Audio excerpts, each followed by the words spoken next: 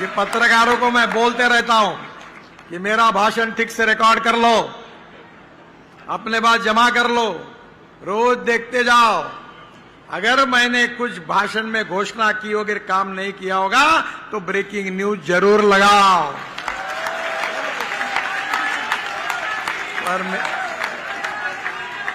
पर मेरा विश्वास है कि मेरे पत्रकार भाई और बहनों अपने जिंदगी में मेरे खिलाफ ब्रेकिंग न्यूज लगा नहीं सकते, क्योंकि मेरे में ये भी धमक है कि मुझे अगर कोई काम नहीं करना है तो मैं बोल देता हूं ये काम नहीं होता। मेरे कॉन्स्टिट्यूंसी में मैं भी तीसरी बार लोकसभा चुनाव जीता हूं और ऐसी कॉन्स्टिट्यूंसी है कांग्रेस ही जीतती थी। 40-45% शेड्यूल कास्ट और मुसलमान। तो मैंने 50,000 लोगों के सामने कहा था कि मैं अपने सिद्धांतों के साथ कॉम्प्रोमाइज नहीं करूंगा। जो करेगा जात की बात उसको कसके मारूंगा लात, ये मैंने कहा। और मेरे में दम है, मुझे कोई हरा नहीं सकता। मैं अच्छे वोटों से चुन के आया, क्योंकि आदमी उसकी जात पंथ धर्म भाषा और सेक्स से बड़ा नहीं होता, उसके गुणों से बड़ा होता है। इस समाज की जातीयवाद, अस्पृश्यता, उच्च नीचता का भाव समाप्त होना चाहिए और समाज में सामाजिक समता और आर्थिक समता, सोशल इक्वालिटी और इकोनॉमिक इक्वालिटी एस्टैब्लिश होनी चाहिए। यही हमारा कन्विक्शन है। और backwardness becoming a political interest. Competition इस बात की हो रही है कि हु इज मोर बैकवर्ड, और everyone want to prove that he is backward. राजनीति ने जात पंथ धर्म भाषा के आधार पर झगड़े लगा दिए। जो पेट्रोल हिंदू को जिस भाव में मिलता है उस भाव में मुसलमान को मिलता है। जो गैस हिंदू को मिलता है उसी भाव में मुसलमान को मिलता है। क्या इस देश की गरीबी दूर नहीं होनी चाहिए? क्या इस देश के युवाओं को रोजगार नहीं मिलना चाहिए? क्या हमारे गांव गरीब मजदूर किसान का कल्याण नहीं होना चाहिए? क्या किसान को जात होती है? मैं 4 चीनी मिलें चलाता हूं। 10,000 किसानों ने आत्महत्या किया, उस क्षेत्र से आता हूं। मैंने अपना पूरा जीवन किसानों के लिए समर्पित किया है। और हमारी जो समस्या है वो जात पंथ धर्म और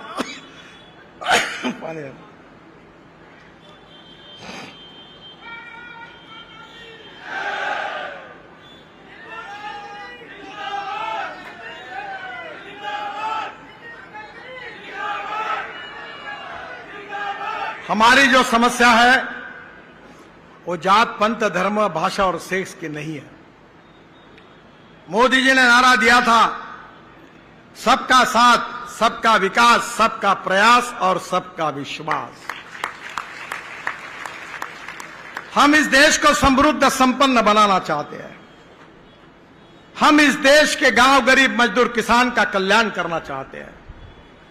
हम इस देश में ऐसी आर्थिक व्यवस्था को निर्माण करना चाहते हैं जो रोजगार को निर्माण करे। प्रधानमंत्री जी ने कहा है कि हम $5 ट्रिलियन की इकोनॉमी बने, हम विश्व गुरु बने, हम दुनिया की तीसरे नंबर की आर्थिक व्यवस्था बने। आज मैं कुरुक्षेत्र से आया हूं और कुरुक्षेत्र के बाद गुरुग्राम में पहुंचा हूं। महाभारत और रामायण हमारी प्रेरणा है। इतिहास, संस्कृति और विरासत ये हमारी शक्ति है। आयुर्वेद और योग विज्ञान को विश्व में मान्यता मिली है और मूल्याधिष्ठित जीवन पद्धति और परिवार पद्धति हमारे समाज की ताकत है। मैं ब्रिटिश पार्लियामेंट में गया था, मेरा भाषण हुआ था। बाद में प्रधानमंत्री को मिलने के लिए गया तो उन्होंने मुझे प्रश्न पूछा, क्या हिंदुस्तान में सबसे बड़ी समस्या कौन सी है? मैंने कहा था गरीबी है, भूखमरी है, बेरोजगारी है। फिर मैंने उनको पूछा कि आपके देश की सबसे बड़ी समस्या कौन सी है? तो उन्होंने मुझे कहा कि हमारे देश की सबसे बड़ी समस्या यह है कि हमारे जवान लड़के और लड़कियां शादी नहीं करते, वो लिविंग रिलेशनशिप में रहते हैं। हमारी सामाजिक व्यवस्था उद्ध्वस्त हो रही है। और फिर उन्होंने मुझे पूछा कि आपका देश गरीब है, तो आपके यहां यह समस्या नहीं है? मैंने कहा नहीं के बराबर है। तो बोले ये कैसे संभव है? तब मैंने उनको कहा था कि भारतीय संस्कृति, इतिहास और विरासत, रामायण और महाभारत काल से मिला हुआ संस्कार और साधु संतों ने किया हुआ प्रबोधन, इसके आधार पर हमारा समाज मूल्याधिष्ठित जीवन पद्धति और मूल्याधिष्ठित परिवार पद्धति को हमने स्वीकार किया है। हम गरीब जरूर हैं, पर हमारे संस्कार हमारे धनवान हैं।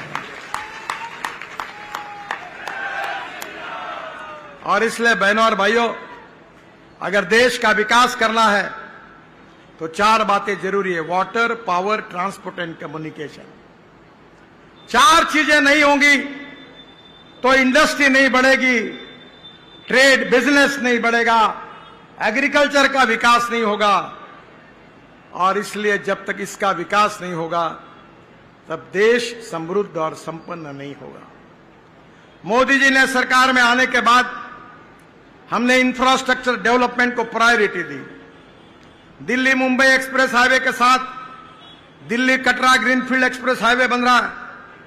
मैं आपको 1 लाख करोड़ का दिल्ली मुंबई एक्सप्रेस वे, करीब 50,000 करोड़ का Delhi Katra greenfield express highway, 9,500 crore का द्वारका एक्सप्रेस वे, ये तो स्टेट ऑफ आर्ट प्रोजेक्ट है। अभी तो 20 किलोमीटर है, तुमने देखा है, 9 किलोमीटर होना बाकी है, बाद में UR2 का उद्घाटन बाकी है। मैं विश्वास दिलाता हूं, जिस दिन तुम पूरा प्रोजेक्ट देखोगे तो रोज मुझे याद करोगे, ऐसा प्रोजेक्ट बना है। मैं अपने जीवन में 50 लाख करोड़ के काम कर चुका हूं। कोई माय का लाल नहीं कह सकता कॉन्ट्रैक्टर कि मुझे काम के लिए मंत्री जी को मिलना पड़ा। हमने ईमानदारी से काम किया है और इसीलिए मैं अधिकारियों को कह चुका हूं, अब तुमको सस्पेंड करने का रिकॉर्ड बनाना है। मैंने 7 वर्ल्ड रिकॉर्ड बनाया, अब तुम्हारी नौकरी खानी है। जो बेईमानी करेगा, जो गलत काम करेगा, उस कॉन्ट्रैक्टर को ब्लैक लिस्ट करूंगा और अधिकारी को सस्पेंड कर दूंगा। ये संपत्ति आपकी है, इस हाईवे के आप मालिक हैं। अंबाला शामली 5,000 करोड़ का एक्सप्रेसवे 2025 मार्च तक पूरा होगा। शामली में दिल्ली देहरादून एक्सप्रेसवे गोरखपुर शामली एक्सप्रेसवे से जुड़ेगा। अंबाला चंडीगढ़ ग्रीनफील्ड एक्सप्रेसवे 1,600 करोड़ का, यह भी अप्रैल 2025 में पूरा हो जाएगा। अंबाला कोटपुतली ग्रीनफील्ड कॉरिडोर 12,000 करोड़, अभी मैंने देखा हेलीकॉप्टर से, वो भी पूरा हो गया है। उत्तर से दक्षिण 227 किलोमीटर ट्रांस हरियाणा कॉरिडोर बन गया है। अंबाला से कोटपुतली की दूरी 50 किलोमीटर कम हुई है। रोहतक, चरखी दादरी, महेंद्रगढ़ और नारनौल से गुजर रहा है। ईस्टर्न पेरिफेरल एक्सप्रेसवे 12,000 करोड़ पूरा हुआ है। मुझे विश्वास है कि Dwarka express highway world standard का है, वर्ल्ड स्टैंडर्ड का। और जब ये खुल जाएगा तो राज साहब को विश्वास दिलाता हूं कि वर्ल्ड के लोग जब आएंगे गुड़गांव तो द्वारका एक्सप्रेस हाईवे देखे बिना नहीं रहेंगे। ऐसा state of art project. Delhi Mumbai highway में हमने नीचे में टनल बनाई है और ऊपर में फॉरेस्ट है। मैं जब गया था तो एक कार्टून बना था, एक लड़का अपनी मां को कह रहा था गाड़ी में बैठकर हाईवे में, मां देखो ऊपर में टाइगर बैठा हुआ है। हमने इकोलॉजी और एनवायरनमेंट को भी प्रोटेक्ट किया है। ये जो डीएनडी से दिल्ली मुंबई एक्सप्रेसवे 7,000 करोड़ का, ये भी दिसंबर 2024 में पूरा हो जाएगा। ओखला पक्षी उद्यान में 6.8 किलोमीटर का एलिवेटेड रोड हम बना रहे हैं। दिल्ली के कालीन कुंज, ओखला, बदरपुर होकर सीधे फरीदाबाद की कनेक्टिविटी मिलेगी। इसका भी फायदा आपको मिलेगा।